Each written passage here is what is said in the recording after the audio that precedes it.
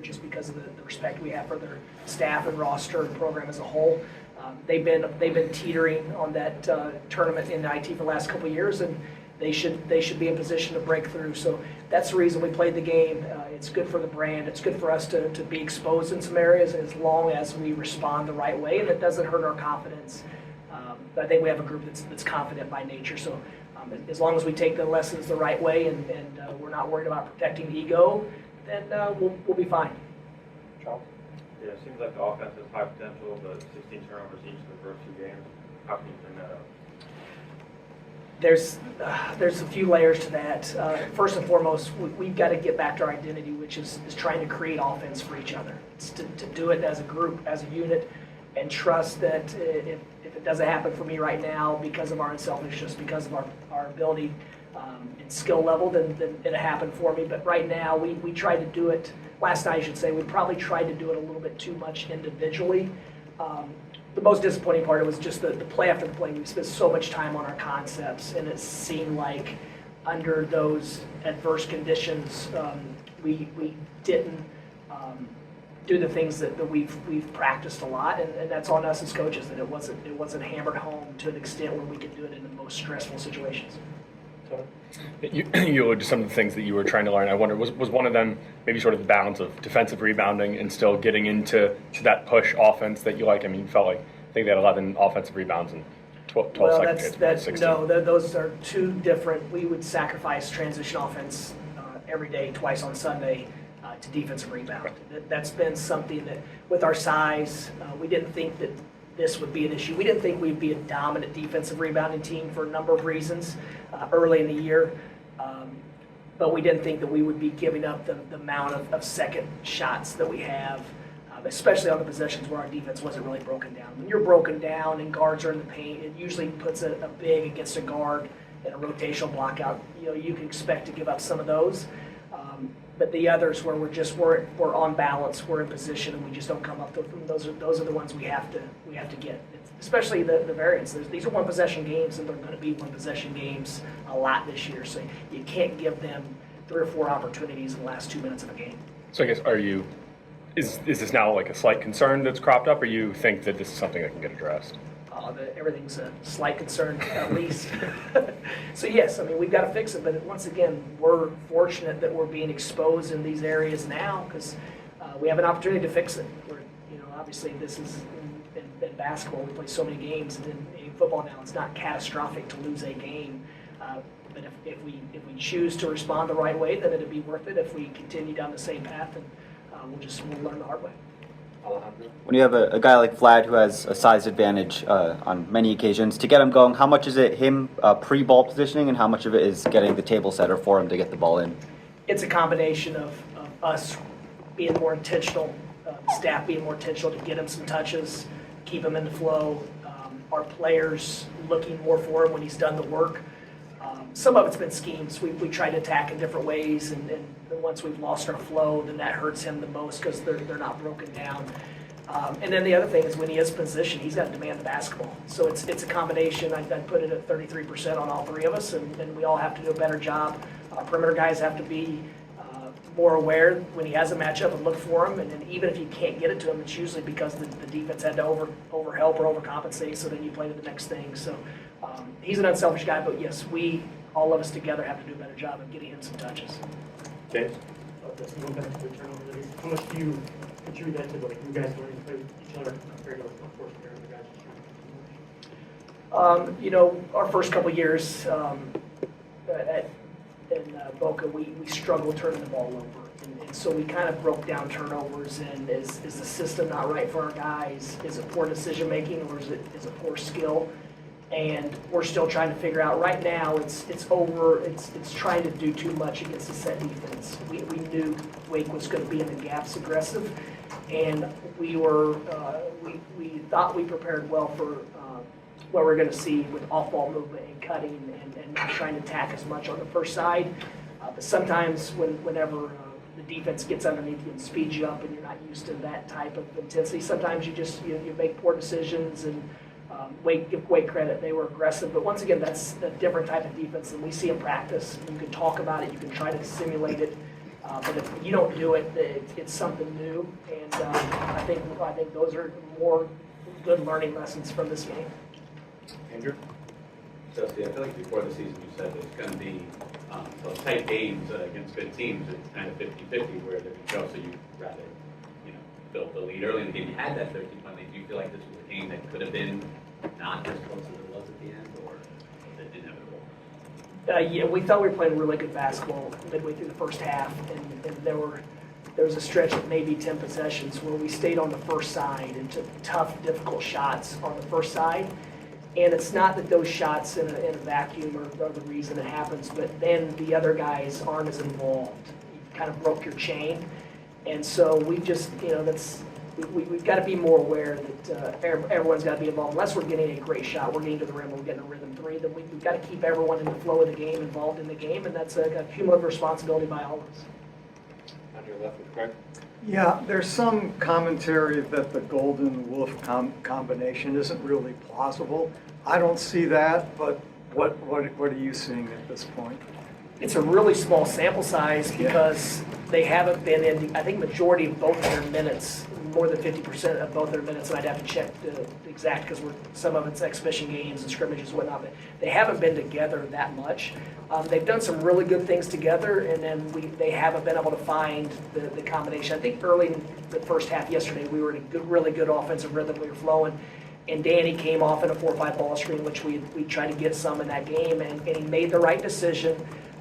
The pass is probably a little bit too fast for that moment. Vlad didn't catch it, but if you catch that pass, Roddy's got a dunk, and now you continue the momentum. So that's how it is early in the season. Wake had the same thing. They had 3 or 4 possessions where they could have gotten easy baskets, and they just overthrew the guy by an inch or two. And it's part of this new era where guys have to get used to playing with each other. But yeah, they've done some good things. Has it been seamless? Absolutely not. But it wouldn't be whether we were playing Cheddar at the 4 or Roddy Gill at the 4. There's going to be some things that the guys have to figure out together. And that's the unique thing about this. Wake is an experienced team, so they were able to change their coverages based on his Golden in the game. They're going to switch 1 through 5. When he's out, it's 1 through 4. And then, so there's all these different scenarios that we've got to be able to adapt on the fly in real time. And so that's why these games, I say it over and over, are extremely valuable. And if you have great character, then usually the teams that schedule like this early in the year are much better basketball teams in Big Ten play, January, February. That's the hope, at least. Dennis? I missed if you talked about it. Was there condensation on the floor all game long? Was it just one spot? Just one of those things? We in warm-ups, our guys were talking about how the floor felt slick. I don't know.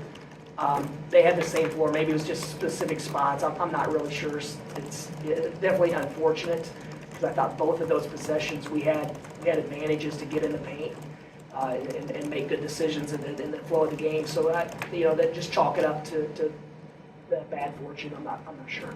Before those last couple sequences, you went to goal and went back-to-back plays. Before that, the shots kind of dried up. You said the tough one-sided shots. Were you referring to the first half? Because you look like you had a lot of good looks.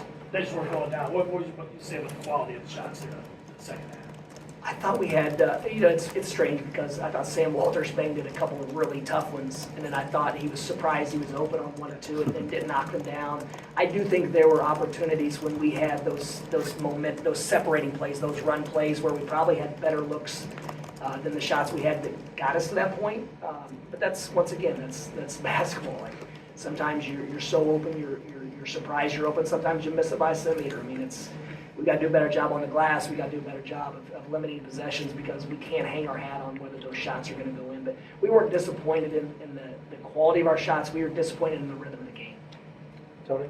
Yeah. I wonder if you could talk about working Will into that rotation as you're trying to work the 4 and the 5 together. It seemed like he didn't play as much. I saw a comment that I won't share what the comment was because it wasn't about you. It doesn't matter. Well, it was that he got Jawand because the previous staff, he would be playing well and then didn't get, and then for some reason didn't play in the second half. I guess. So you're implying he got dusty?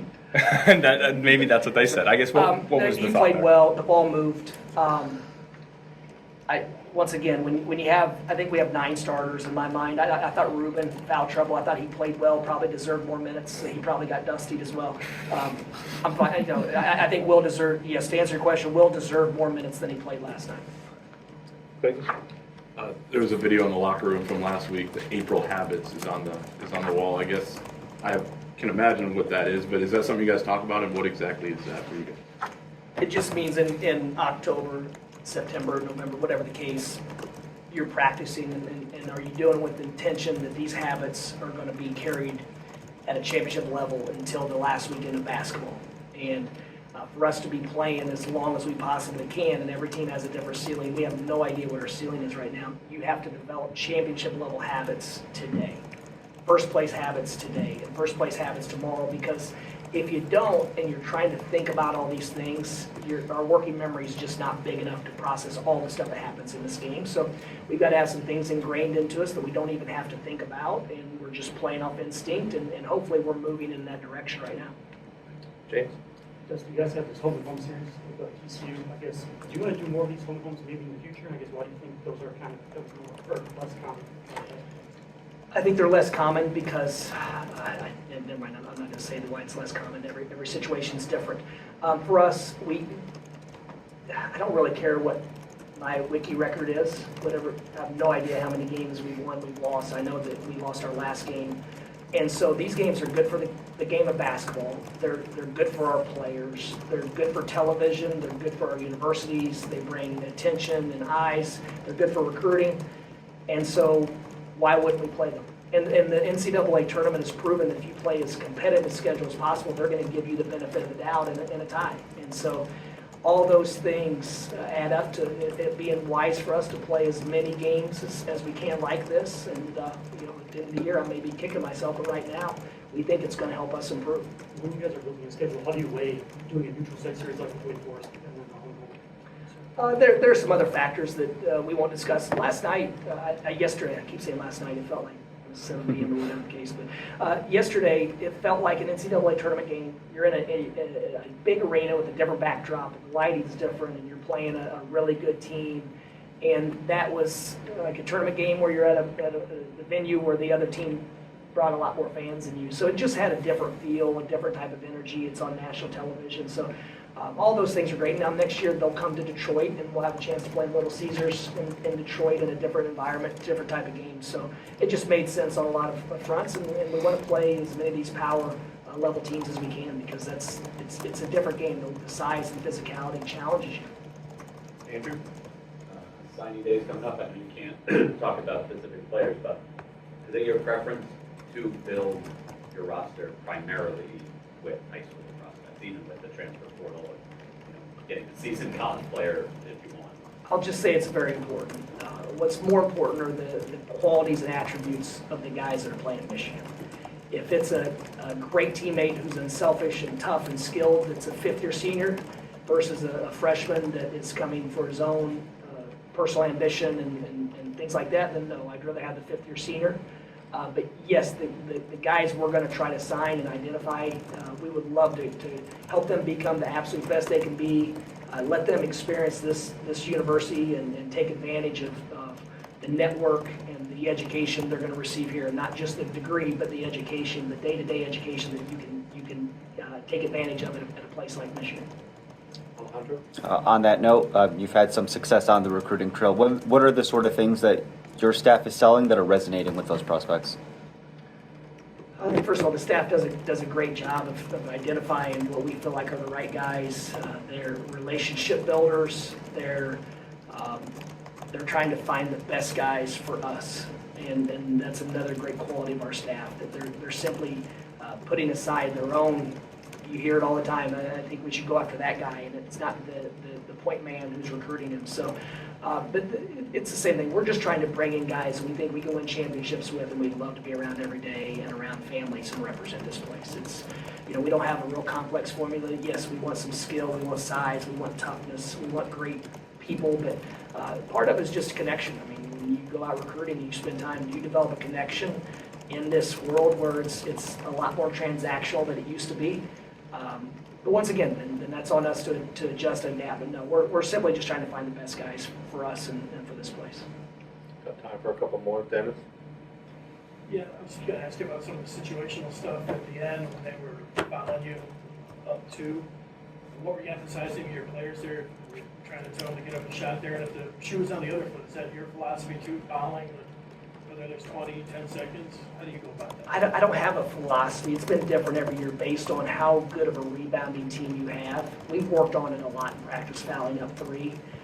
Right now, it is our philosophy.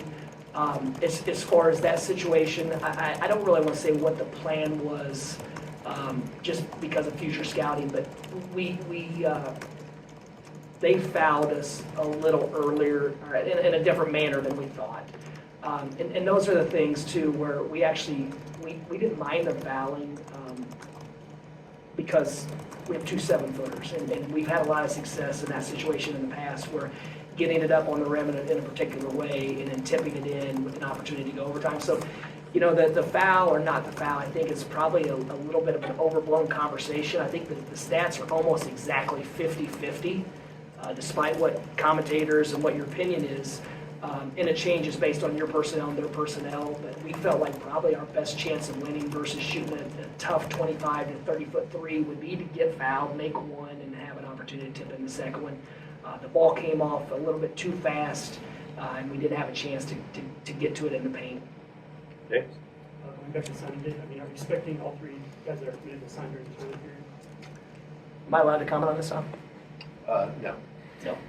No comment. Okay. Is there a number you're comfortable with in the 2025 class? Like, do you want to add more after this class? We're still recruiting in 2025.